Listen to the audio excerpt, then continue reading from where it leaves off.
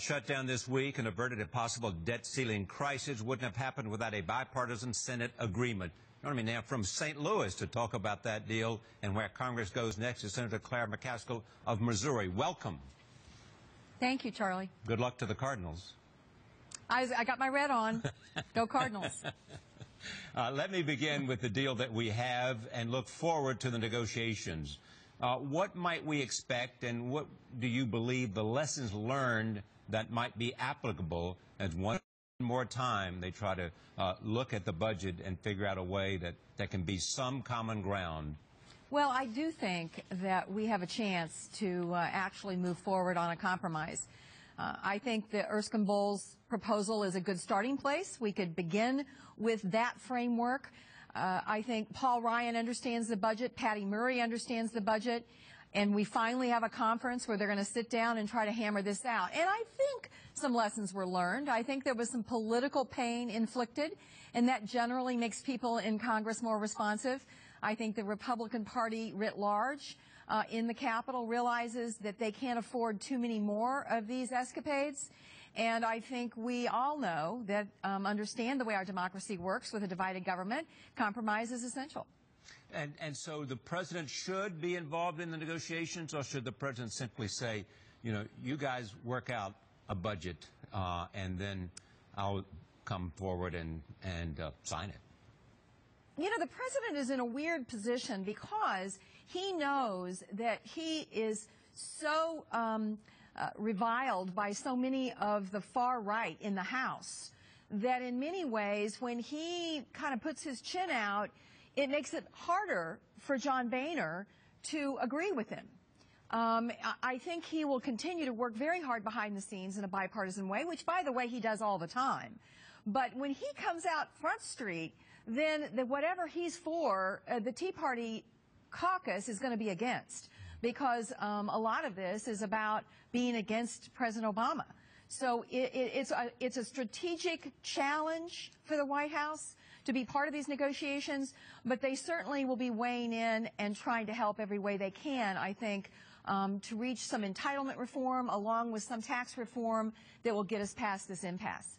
A month ago, no one believed that the Democrats could take the majority in the House. Is there a sense among politicians that it is a possibility now? Well, I don't know if it's possible. You know, I come from a state that could be, you know, purple at best, probably more red. But both my colleague, Senator Blunt, who's a Republican, and I both voted to reopen the government and avoid a default of the United States of America.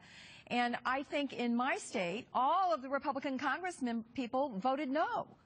None of them voted to keep the government open.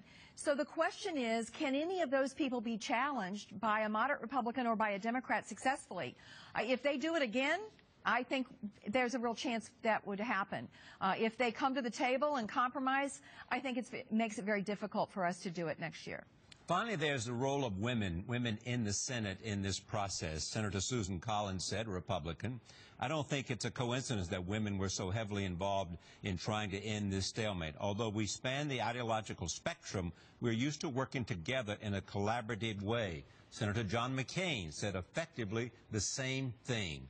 Tell me what happened among women that put them in the forefront of bringing about this compromise. Well, I mean, you hate to paint a broad brush, and some of this is generalization, which we don't like, but all of us are always trying to get our children to get along and stop the squabbling. All of us don't have much patience for posturing. We want to get to the meat of the matter and get it decided. So I was on the phone with Susan Collins repeatedly. I was talking to Lisa Murkowski. Kelly Ayotte and I worked carefully, and all of us don't agree on everything. They're Republicans, I'm a Democrat. But I do think it's true that now we have a woman that heads the Intelligence Committee, a woman that heads the Appropriations Committee, a woman that heads the Budget Committee, a woman that heads the Agricultural Committee.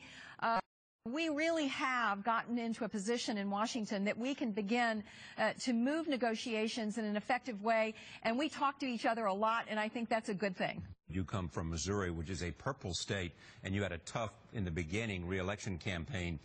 It is said that Republican women refused to campaign against you because you had worked hard to bridge the gap between you in the Senate and had developed a collaborative relationship?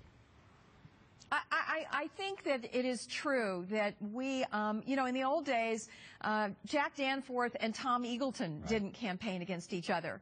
In the previous eras in the Senate, there was more of this collegiality that reached across the aisle, and we do have those kinds of relationships. And I didn't campaign against some of my women colleagues, and I was very relieved they didn't campaign against me, because you know what? Women are really good campaigners. Thank you so much for joining us on this Thank Friday you. evening, and good luck to the Cardinals.